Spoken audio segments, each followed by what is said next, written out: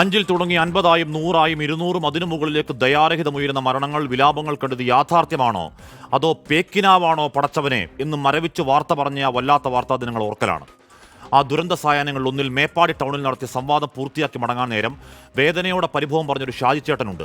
ഈ ക്യാമറകളും നിങ്ങളും ഇപ്പോൾ ഈ ദുരന്തകാലത്താണ് ഞങ്ങൾക്കൊപ്പം ശരി, പക്ഷേ നാളെ വലിയൊരു വാർത്ത വന്നാൽ നിങ്ങൾ അതിന് പിന്നാലെ പോകും.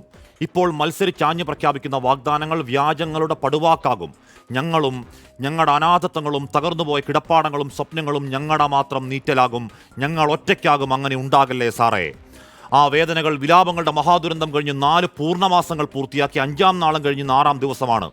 അന്ന് കർണാടകത്തിൽ കൂട്ടത്തിലൊരുത്തൻ പ്രിയപ്പെട്ടവൻ എവിടെയാണെന്നറിയാത്ത ആദിയിൽ അർജുനെ മടങ്ങിവാ എന്ന പ്രാർത്ഥനകളിൽ നമ്മൾ കേരളം വഴിക്കണ്ണുമായി കാത്തിരുന്നവരാണ്.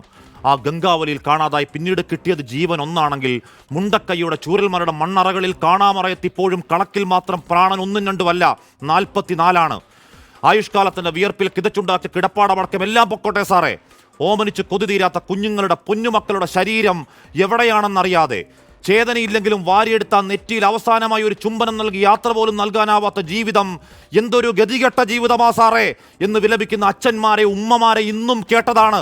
ആ മനുഷ്യരുടെ മുഖത്ത് നോക്കിയാണ് ചട്ടവും മെമ്മോറാണ്ടവും പറഞ്ഞ് 5 ചില്ലി പൈസ സഹായമായി നൽകാതിരിക്കാനുള്ള രാഷ്ട്രീയ പകയുടെ പിത്തലാട്ടങ്ങൾ ഉളുപ്പുണ്ടോ കേന്ദ്രമേ?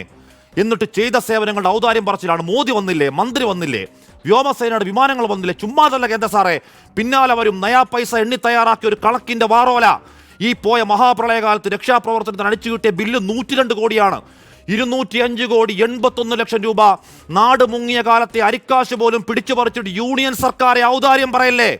അട്ടിയടുക്കിയ ഇലക്ട്രൽ ബോണ്ടുകളുടെ അവിശുദ്ധ കോടികളല്ല ചോദിക്കുന്നത്. അങ്ങോട്ട് ഞങ്ങൾ പിരിച്ചു നൽകിയ നികുതി പങ്കാണ്. പിച്ചക്കാശല്ല, അവകാശമാണ്.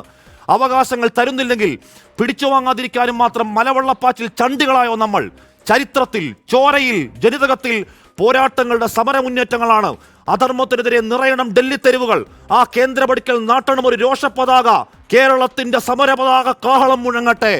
പ്രിയ പ്രേക്ഷകർക്ക് എൻകൗണ്ടർ പ്രൈമിലേക്ക് സ്വാഗതം.